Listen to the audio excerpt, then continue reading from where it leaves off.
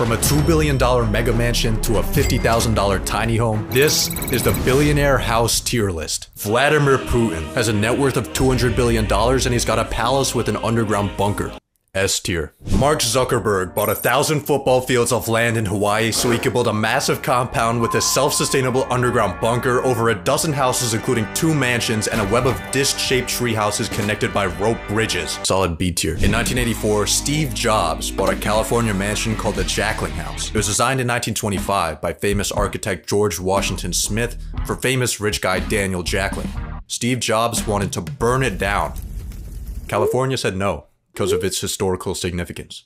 Steve Jobs really wanted to burn it down. He went on record calling the house a dump. He said Jackling had no taste and that George Washington Smith was a nobody. He then abandoned the house and let it rot for 10 years. The house became such a mess that he was finally given permission to destroy it.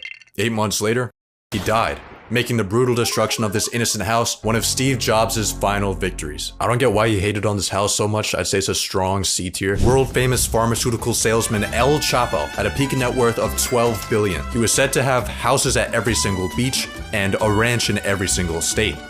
He also had the government looking for him at every single state. So rather than living in his luxurious mansions, he was forced to stay in discreet safe houses to avoid the law. These unassuming homes had hidden escape routes, connecting Chapo to a network of underground tunnels that allowed him to escape capture and keep his drug empire running.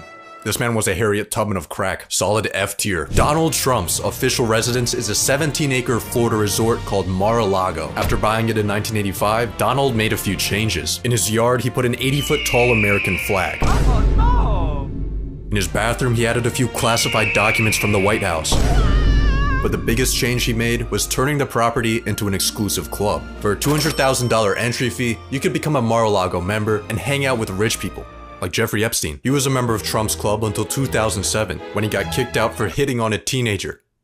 Classic Jeffrey. The club's been printing over $20 million a year, making Mar-a-Lago one of Trump's most lucrative investments. It's a somewhat controversial house, but it is a nice place. Being the Queen of England has a lot of perks. You get the coolest jewelry collection of all time. You get to drive a Bentley limo without needing a license. You get to pay taxes when you feel like it. But the coolest part of being the queen is living in the $5 billion Buckingham Palace. This 775-room behemoth has everything you need to be the ultimate rich person. You got a throne room, a multi-billion-dollar art gallery, London's biggest private garden, and an ATM in your basement so you can take out a brick and flex on your 800 staff members. This place is so big, it has its own zip code. I think I'm too poor to even be looking at this house. Larry Page, the co-founder of Google, has 5 private islands. What is Larry Page doing on his 5 private islands? Nearby locals haven't noticed anything unusual except for a few helicopters. But in a 2013 conference, we may have gotten a glimpse into the answer. There's many exciting and important things you could do that you just can't do because they're illegal. But maybe we should set aside a small part of the world where we can try out some new things and figure out what is the effect on society, what's the effect on people. So in case you can't read between the lines, Larry Page is using his islands to perform human experiments on children. S tier. In a 2010 letter to shareholders, stock market genius Warren Buffett said that his 3rd best investment was his house. In 1958, he bought a $30,000 home in a quiet neighborhood of Omaha, Nebraska. The property is now worth over 40 times what he bought it for, which might seem like an amazing financial return. However, if he had instead invested that $30K into the stock market, he would have made $3 million. The reason Buffett considers his house such a good investment is not because of numbers, but because of the memories it brought him and his family. Mukesh Ambani, the richest man in India, dropped $2 billion on a 27-story mega mansion in the middle of the hood. Creative visionary Kanye West said this in a 2018 interview. I'm gonna be one of the biggest real estate developers of all time. I'm tired of the McMansions, all the Spanish roof homes and stuff like that. Like, that shit whack, bro. Like, everybody house whack. It's trash. Kanye bought this house in 2023. It was originally a church in Los Angeles that he planned to use for his Donda Academy school, but it's since been left to rot. In 2019, Kanye started building massive dome-shaped structures inspired by Star Wars that he believed would revolutionize affordable housing. He was seconds away from solving the homelessness crisis when California shut him down because they already have tents for that. Recently, Kanye bought a $57 million Malibu home, paid someone 20 grand a week to destroy it, then listed it back up for sale for $4 million less than what he bought it for. And on top of that, the guy that he paid to destroy it, turns out he never paid him. So now he's also getting sued. After taking L after L after L, Kanye officially announced that he would be building a 100,000 acre city in the Middle East. Jack Ma, the founder of Alibaba, bought a $191 million mansion on the tallest hill on Hong Kong Island. It offers a beautiful view of the world's most unaffordable city. However, Mr. Ma might not be able to appreciate this view any longer, because in late 2020 at an economic conference, he made the grave mistake of criticizing the Chinese government.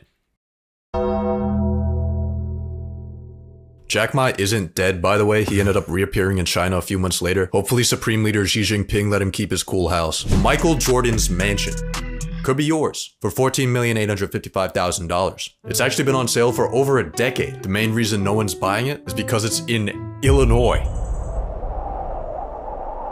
On top of that, a lot of the home's features are too unique to Jordan. Not many buyers would want front gates with someone else's jersey number, a theater with someone else's logo, and a basketball court with the names of someone else's kids. Marking your territory is effective for keeping people from eating your pizza and also keeping people from buying your house. Now, to the average broke person like myself, having a $15 million house that's not selling might seem like an absolute disaster, but for Michael Jordan, he's probably not that worried. Solid D tier. Jeff Bezos launched Amazon.com from the garage of a house he was renting for $890 a month. He's now the 25th largest landowner in the United States. Jeff has properties all across the country. His main home was a $10 million mansion in Washington, until 2023 when he moved to Florida so he could be closer to his family, and further from the IRS. He lives on a man-made island off the coast of Miami, where he bought a $68 million mansion. 2 months later, he spent $79 million on the one next door. It's a pretty chill place, I'd say B tier. But he's also evading taxes, so that bumps him up to A tier. Saudi Crown Prince Mohammed bin Salman dropped 300 mil on a French chateau. It has a nightclub, a moat with an underwater aquarium, and modern technology that can all be controlled with an iPhone. The building might seem like a historic landmark, but it was actually built in 2009 by Saudi businessman Ahmad Khashoggi. The wealthy developer probably won't be doing business with the Crown Prince anytime soon, because in 2018, according to the CIA, the Crown Prince assassinated his cousin. If Ahmad and the Crown Prince ever link up again, that might be an awkward conversation. It's a pretty cool house though. Billionaires Row is a New York City neighborhood with the tallest and most expensive buildings in the world. The people that buy these apartments aren't buying apartments, they're investing in furnished capitalism. The majority of people who are actually living here aren't actually living here. They're using these apartments for places to store value. It's a brand. It's like a Birkin bag. Where do you live? 157. Where do you live? 111. Where do you live? 220. In 2019, billionaire investor Ken Griffin bought 4 floors of 220 Central Park South for $238 million, making it the most expensive real estate purchase in the United States. 220 holds the most desirable view in the city, being the only Billionaires Row tower located directly on Central Park. I mess with Ken Griffin, but I think $240 million for a concrete brick is a little bit too much. Bill Gates has a $150 million complex in Washington. It has an epic library with a manuscript written by Leonardo da Vinci. That's the only interior footage of his house on the internet, so some of the following visuals will be made with AI. AI is a brilliant tool.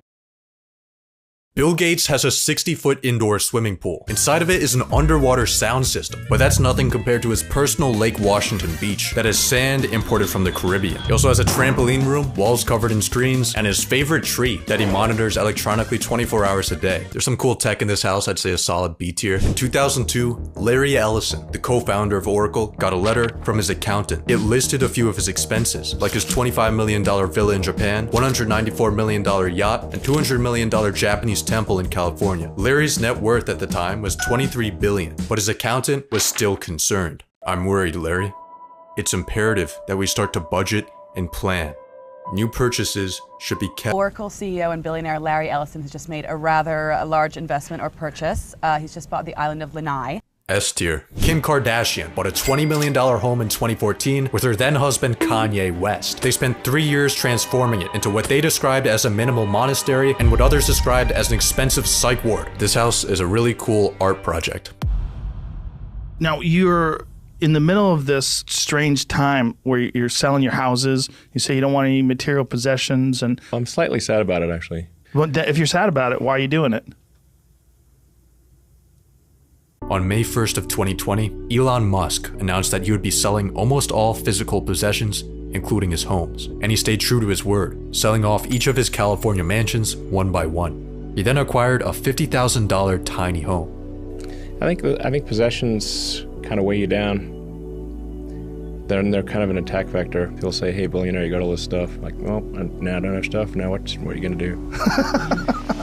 Elon's $50,000 tiny home is actually his guest house. His main home is a South Texas rental property. It's technically only worth 45 grand, but he also spent 200,000 building an 8-foot fence around it and covering it with security cameras. Elon says he got rid of his stuff when he sold off his $100 million real estate portfolio, but considering that only accounts for 0.05% of his wealth, he still has a lot of stuff after all.